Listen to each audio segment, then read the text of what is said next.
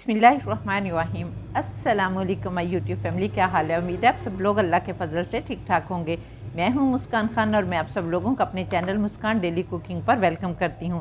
रमज़ानुल मुबारक के सिलसिले में आज मैं आप लोगों के लिए बहुत ही यूनिक खट्टी मीठी चटखारेदार हलवाई स्टाइल इमली की चटनी की रेसिपी लेकर आई हूँ, जिसे हम पकौड़ों, समोसों, दही भल्लों और बहुत सारी दूसरी चीज़ों के साथ खा सकते हैं। और रमज़ानुल मुबारक में इसे बनाकर पूरे महीने के लिए स्टोर कर लें और बस दही भल्ले, पकौड़े और चाट बनाएं, पहले से तैयार चटनी डालें और मज़े ले लेकर खाएं। तो चलिए देख लेते हैं कि इसे कैसे बनाना है।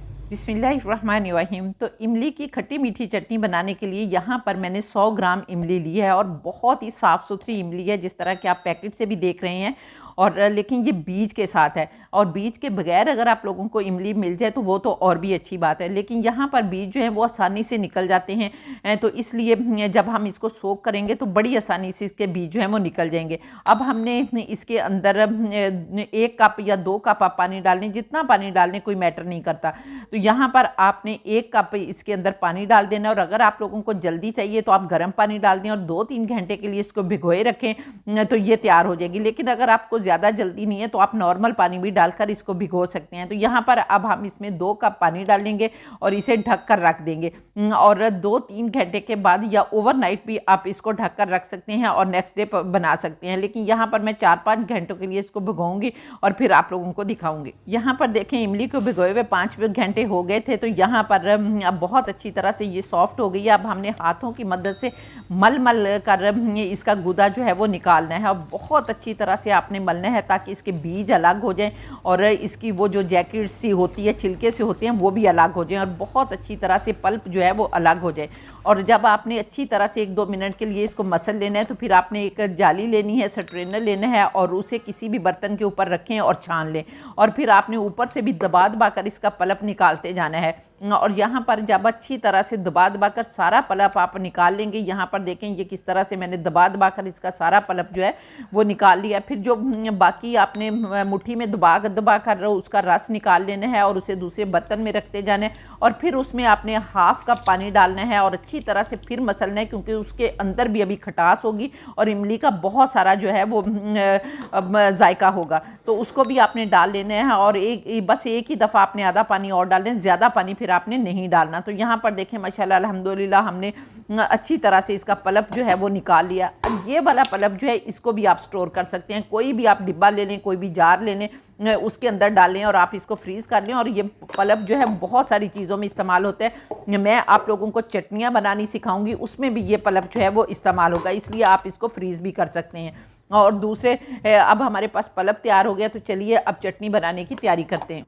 तो इमली की खट्टी मीठी चटनी बनाने के लिए यहाँ पर मैंने 100 ग्राम मीठा लेना है, लेकिन उसमें मैंने 70 ग्राम गुड़ लिया है और 30 ग्राम मैंने चीनी ली है। यानी जितनी हमने इमली लेनी है उतना ही हमने मीठा लेना है, फिर ये खट्टी मीठी बनेगी। तो यहाँ पर आपने दोनों चीज़ें इसलिए डालनी है कि जब हम गुड़ के साथ चीनी डालते हैं तो वो फ्लेवर जो है वो और उभर कर सामने आता है, तो बहुत ही मज़े की हमारी चटनी जो है वो बनती है। तो इसलिए हमने ये दोनों चीज़ें ले लेनी है और इसको पहले साइड पर रख देना है। अब हम दूसरा काम कर लेते हैं।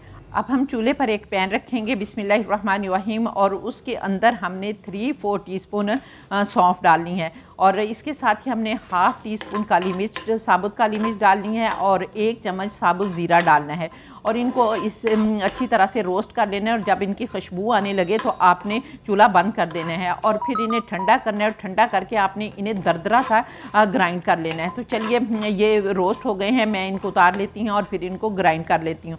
अब दोबारा से आपने फ्राई पैन चूल्हे पर रखने हैं और इसके अंदर आपने 1 खाने का चम्मच भर कर खरबूजे के बीज होते हैं ना सफ़ेद कलर के, तो वो डालने हैं। ये बहुत ही मज़े के लगते हैं जब चटनी में डालते हैं, और ये यूनिक सी चटनी जो है आपकी बनकर तैयार होगी इंशाल्लाह ताला। लेकिन अगर आप लोग स्किप करना चाहते हैं तो स्किप भी कर सकते हैं, या अगर आप लोग तिल डालना चाहते हैं तो तिल भी डाल सकते हैं। लेकिन इस चटनी में मैंने यहाँ पर खरबूजे के बीज डाले हैं, और मैंने एक इंस्टेंट चटनी की रेसिपी आप लोगों को देनी है, तो उसमें मैंने तिल डाले हैं। तो जो भी आप इनमें से डालना चाहें डाल दें। इसके अलावा भी मैंने इमली की चटनी जो है वो अपने चैनल पर अपलोड की हुई है, उसका लिंक भी मैं डिस्क्रिप्शन और आई बटन में दे दूँगी, वो भी आप लोग देख सकते हैं। वो भी बहुत ही यूनिक रेसिपी है और इससे बहुत डिफरेंट रेसिपी है। तो यहाँ पर अब हमने इनको भी हल्का सा रोस्ट कर लेना है। जब ये चटकने लगें तो हमने इन्हें उतार लेना है, लेकिन इन्हें आपने बहुत ज़्यादा रोस्ट नहीं करना, इनका कलर नहीं लाना। तो चलिए ये भी हमारे रोस्ट हो गए, इनको भी हम साइड पर कर लेते हैं। अब दोबारा आपने फ्राई पैन चूल्हे पर रखना है, बिस्मिल्लाहिर्रहमानिर्रहीम, और इसके अंदर हमने एक खाने का चम्मच ऑयल डालना है और इसके साथ ही आपने हाफ़ कप इसमें पानी डाल देना है। और पानी डालने के साथ ही अब हमने जो 70 ग्राम गुड़ और चीनी रखी है 30 ग्राम, वो आपने डाल देनी है और मिक्स करते जाना है। और मिक्स करके आपने इसको 1-2 मिनट के लिए अच्छी तरह से मिक्स करना है, ताकि हमारी चीनी और जो गुड़ है वो अच्छी तरह से पानी के साथ मिक्स हो जाए। और आपको पता है कि गुड़ हमारी सेहत के लिए कितना ज़रूरी है और गुड़ का टेस्ट जो है वो भी बहुत अच्छा होता है। जो लोग शुगर के मरीज़ होते हैं उनके लिए भी ये बहुत अच्छा है। दूसरे गुड़ जो है हर चीज़ को हज़म कर देता है, और जब आप इमली की चटनी में गुड़ डालेंगे तो वो इमली जो है वो खुद हाजमेदार होती है। तो ये सारी चीज़ें मिलकर आपके हाजमे को भी दुरुस्त करेंगे और जो पकौड़े समोसे जो भी आप खाएंगे वो भी बड़ी जल्दी हज़म हो जाएंगे। तो यहाँ पर जब हमारा ये गुड़ और चीनी मेल्ट हो जाएगी तो आपने इसके अंदर जो हमने इमली का पल्प बना कर रखा हुआ है ना, वो आपने सारा इसके अंदर डाल देना है। और अब आपने इसको 5-6 मिनट के लिए अच्छी तरह से पकाना है। तो जब तक हमारी इमली पक रही है, जल्दी से कमेंट करके बताएं कि आप लोग किस कंट्री से मेरी वीडियो वॉच कर रहे हैं। और माशाल्लाह अल्हम्दुलिल्लाह आप मुझे बहुत ज़्यादा प्यार देते हैं, जिसके लिए मैं तहे दिल से आप लोगों की शुक्रगुजार हूँ।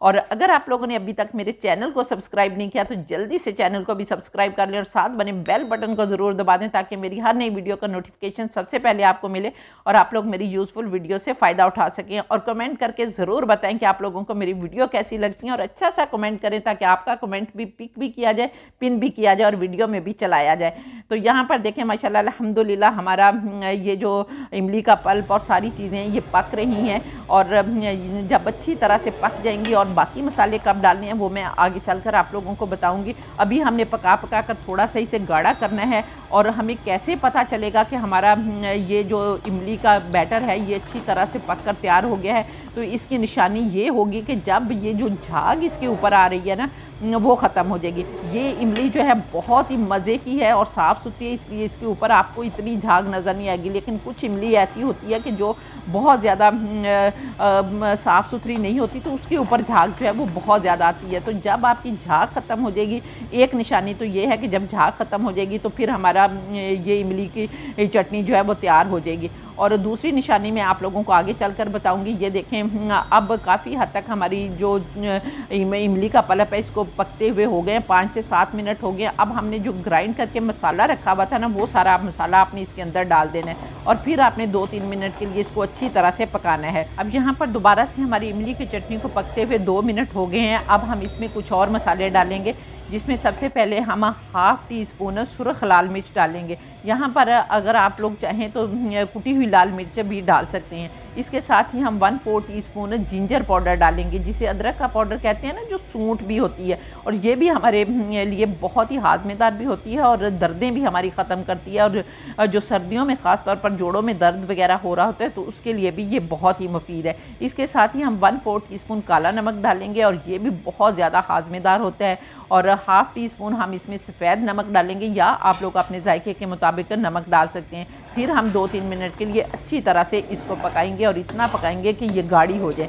तो जब आप 3-4 मिनट इसको पका लेंगे तो ये इसकी निशानी अब ये होगी कि पहले तो मैंने निशानी बताई थी कि जब झाग ख़त्म हो जाएगी तो हमारा इसका मतलब होगा कि हमारी चटनी बनना शुरू हो गई है। और अब एंड इसका कहाँ होगा कि जब यहाँ पर देखें आपको बहुत इसके अंदर एक चमक सी नज़र आ रही हो गई। और जब हमारी इमली में चमक आ जाए और फिर अब हम इसमें चम्मच फेरें तो चम्मच की बैक साइड पर यहाँ पर देखें ये लिपट रही है चम्मच के साथ। और अगर हम फिंगर से इसकी पार्टीशन करेंगे, अंदर से फिंगर गुजारेंगे तो दोनों चीज़ें जो है पार्ट आपस में नहीं मिल रहे। इसका मतलब है कि हमारी इमली की चटनी बनकर तैयार हो गई है। अब हमने जो खरबूजे के बीज रोस्ट करके रखे थे ना, वो आपने बीज डाल देने और फिर 1-2 मिनट के लिए इसको अच्छी तरह से पकाना है। और हमारी इमली की चटनी माशाल्लाह अल्हम्दुलिल्लाह बनकर तैयार हो गई है। तो चलिए इसे डिश आउट कर लेते हैं। बिस्मिल्लाहिर्रहमानिर्रहीम। तो ये देखें माशाल्लाह अल्हम्दुलिल्लाह हमारी बहुत ही मज़े की खट्टी मीठी चटनी बनकर तैयार हो गई है।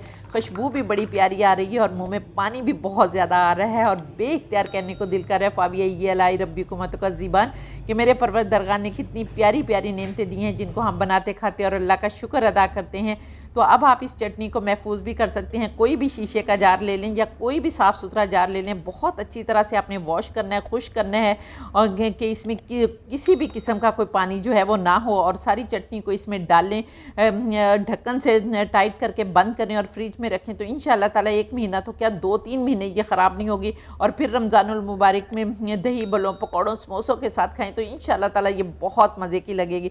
और अगर आप लोगों को मेरी रेसिपी पसंद आई है तो जल्दी से वीडियो को लाइक करके फैमिली फ्रेंड्स के साथ शेयर कर दें और इंशाअल्लाह ताला नेक्स्ट वीडियो में आपसे दोबारा मुलाकात होगी। तब तक के लिए अपना बहुत सारा ख्याल रखें और मुझे भी अपनी दुआ में याद रखें और इसके साथ ही इजाज़त दें। अल्लाह हाफिज़।